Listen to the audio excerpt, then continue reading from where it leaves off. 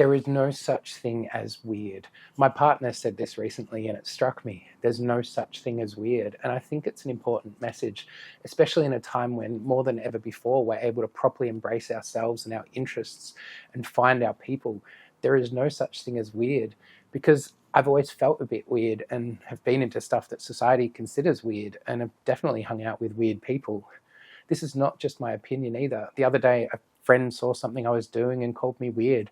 It wasn't done out of malice, and I in no way took it as an insult. It was simply an observation he was making, and in the context it felt like it fitted. We've been friends for a long time, and the fact that he was calling me weird probably reflects on him as well. This all got me thinking about the nature of the concept of weird, and it reminded me of a podcast episode from 99% Invisible that I was listening to, and there was one story that struck out to me. Soldiers in the US Armed Forces were measured and the averages were worked out. And these averages helped them design plane seats and cockpits and uniforms and helmets and all that kind of stuff, all designed for this average soldier based on the collected data. When a graduate student looked at the data, they realized that it might not be the best way of actually looking at the problem. They analyzed the data and found that by looking at the 10 most important measurement data points, height, weight, etc., there was not a single person in the entire armed forces who was average across all of these measures. When they limited it to what they considered the 3 most important data points, only 5% of people were average. Therefore, something designed for the average soldier is unlikely to fit anyone properly. It actually made the military redesign their planes and their gear, and as a result, their performance massively improved. Things got better because they allowed for humans to be different and to fit in their own way. So the lesson I took from this podcast is that no one is normal, no one is average. And if no one is normal, then no one is weird, if that makes sense.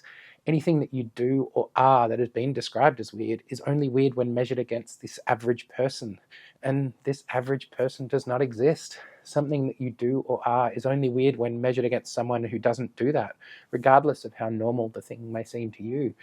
It also depends on who and what the measure is done against. If I were to measure my height against pro basketball players, at 6'3" and a bit, I would be considered short.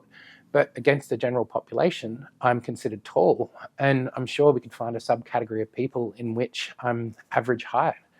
My interests could also be described as weird when measured against normal people, but against my friends who also pursue these interests, they're normal.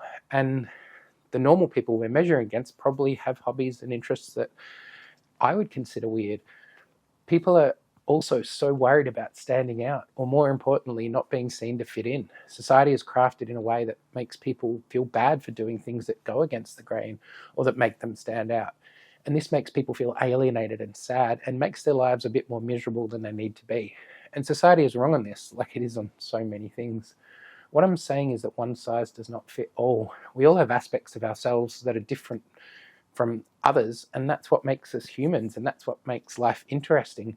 If we were all the same, then we would be stuck in some Brave New World hellscape, and no one ever being an individual or sticking out in any way, and therefore no one or thing would be interesting.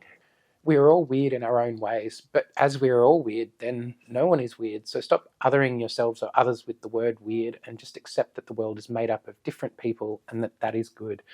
Go and do the things that you want and stop worrying about what anyone else thinks is weird, because they're also weird in their own ways, and that is normal, if that makes sense. Anyway, I'll see you next week. Bye.